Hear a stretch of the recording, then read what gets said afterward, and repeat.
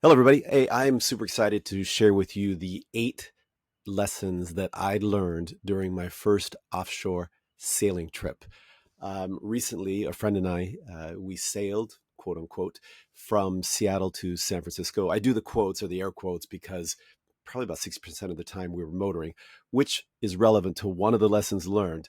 But it was still a great trip. And I want to take you through because some of these things I already was aware of and knew about, but I didn't realize how important these lessons were until I got into the trip or reflected on it after the trip. So we sailed, quote unquote, from Seattle to San Francisco. It took us about 9 days total. And I came away with some great learning points, which is one of the reasons I'm doing this channel, which is one of the reasons I love sailing is I'm constantly learning new things. And apparently that's good for the prevention of, the dementia and all that kind of stuff. So sailing's keeping me young because I'm learning a lot. So here, let's go through the 8 most important lessons I learned on this recent trip. First, I kind of already touched on it that, depending on the weather, you might do a lot more motoring than you expect, or you might even do more motoring than sailing. Now, why is that important? Well, one, for me, motoring is noisy. All right, there's the gap between Cape Flattery and Tatoosh Island, which for me, it made it harder for me to sleep, at least initially, until I got physically and mentally completely exhausted, and then I didn't care. Um, there's fuel requirements. I burn about uh, a gallon per 2 hours. Usually on this trip, I burned a little bit more. And I think that was because of the kind of sea conditions that we were motoring through. Um, the one thing with motoring, though, is you can often chart a more direct course. So that's good to know. And the when you one of the best things about motoring is when you stop motoring, turn off the engine, and just start sailing, especially if you can go from autopilot to wind vane, and then you don't have any mechanical noise at all, and it's amazing. Moving towards Newport, Oregon. 3.5 days on this just keep in mind that, especially in the fickle Pacific Northwest or North Pacific along the coast, the weather has been particularly fickle this year. And in fact, we had to go about 40, 50 miles offshore to get northerly winds. Anything inshore of that, we would have been facing contrary winds, and that'd be make the trip even less enjoyable. So, okay, remember, you might be on a sailboat, but you could spend a fair amount of your time motoring. Make sure you have enough fuel. Maybe carry some earplugs, something to help kind of deal with the noise. And but use the motor to your advantage, and you can go in a more direct course. Okay, number two, I just I didn't realize how important sleep was going to be, or how hard it was going to be for me personally to start on a sleeping routine. My friend and I, we were doing basically a 3 hour on, 3 hour off shift. A couple times during the day, we would do 4 hours and 4 hours. He had no problem at all just jumping into his bunk and going to sleep. Me, on the other hand, it really took me about a day and a half to get to sleep, and we left in the evening, so I'd already been up all day, and I didn't get to sleep until the following evening. So maybe I was awake for 2 days. When I did go to sleep, though, I had my little snack in Nia Bay after we were anchored there. I laid down and I was out, and I had like one of the best sleeps ever. I think I slept for 7 or 8 hours straight. Woke up and totally refreshed. So it might take you a while to get into a routine. For me, after I had that initial sleep, I was back. I was able to just lay down and sleep on the spot for the next 3 or 4 days straight until we changed up the routine again. And then I had to kind of start from the beginning. So be prepared. It might take you a day or so to get used to the sleep. At some point, you're going to be so mentally and physically exhausted that your body will just say, give it into it. And regardless of the noise, the sea state, etc., you'll find a way to sleep. So just relax and go with it. Um, the The other thing that really helped me was finding a place on the boat where the motion didn't disturb me as much. I was sleeping here, and that was fine when we're going fore and aft. But when we started getting the side to side motion, I actually moved up to the V berth and was sleeping across the V berth. And because then it, for some reason, the side to side up there didn't bother me much. Plus, I was farther away from the engine noise. So sleep can be challenging, especially when you're doing the 3 on 3 off watch thing. But once you get into it, for me at least, it just became a routine, and it wasn't a big deal. Uh, Anchoring. So we're sailing, quote unquote, again, from Seattle to San Francisco. Didn't realize two of our best stops, or that we were even going to stop, because we had to take into consideration the weather and fog, etc. But we anchored in Nia Bay. Amazing. They have a marina there. It's very commercial. To be honest with you, it was very commercial. I'll just put it that way. I didn't really feel comfortable having my boat in there. They had signs up saying, "Hey, be careful." They have some theft issues and things like that.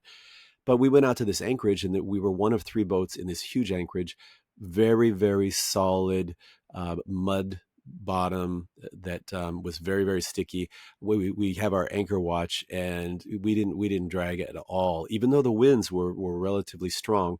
That was a great anchorage. Woke up feeling fresh, and it was free.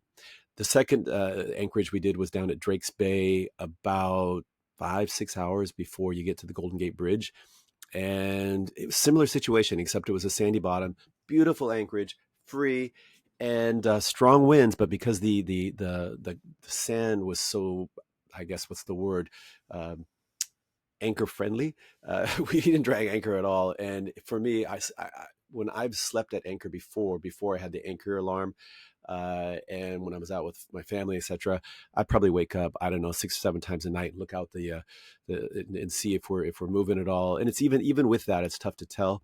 But with the anchor alarm, and you've got a good anchorage, it just makes things that much better. And so, highly advise, if you have a chance to anchor someplace, take advantage of it. It's free. They tend to be more scenic, and then also use that anchor alarm. Mine is part of my AIS system. I have the Cortex AIS, and it has the anchor alarm, the man overboard, and some other features and functions in there. So, okay, so what did we talk about? We talked about motoring, sleep, anchoring, um, great things. Another lesson that I learned was, don't make assumptions about the sail trim, the course, or anything that you're doing. You might come off a 3 hour watch, and the person who's you're relieving will tell you, "Hey, there's something up here on the AIS," or "Hey, I saw this, saw that." But I learned that I should take a look at the rigging, take a look at our course, and always just ask some questions if I felt at all like, maybe, hey, maybe there's a better way of doing this. And I found out, one time we were, the preventers were saving us from doing some accidental jives. The preventers were working too hard, and we just had a little conversation and figured out, oh, you know what, if we just adjust the sails a bit, we can stop all that instantly.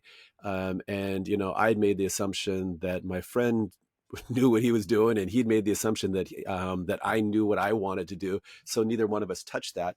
And what I learned from there is just always ask, and especially when it comes to navigation, going into a harbor, or hey, this is what I'm thinking. What are you thinking? Is there a better way to do this, etc.? So don't make assumptions. Always ask questions.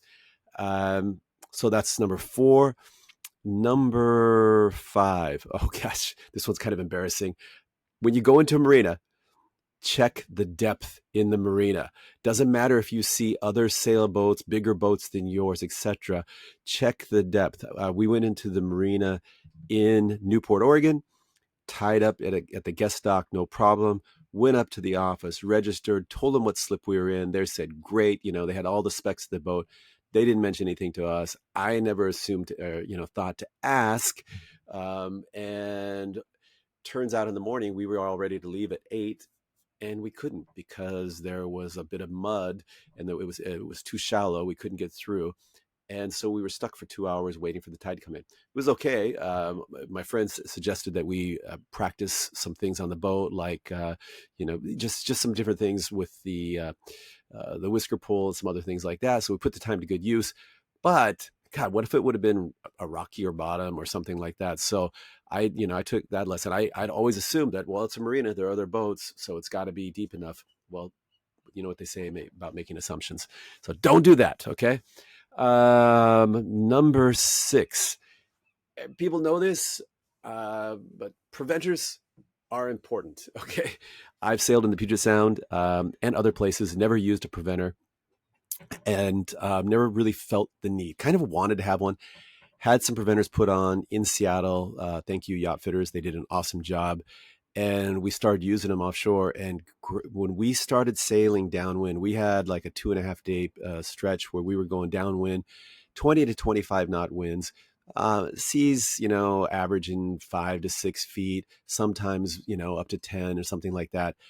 And there were a couple times where the preventers, not a couple times, more than a couple times, where the preventers prevented us from doing an accidental jibe. Even with them, you could feel the force of the wind on the rigging, and you can have a sense of like how bad it would be to jibe the boom all the way across. So those were great.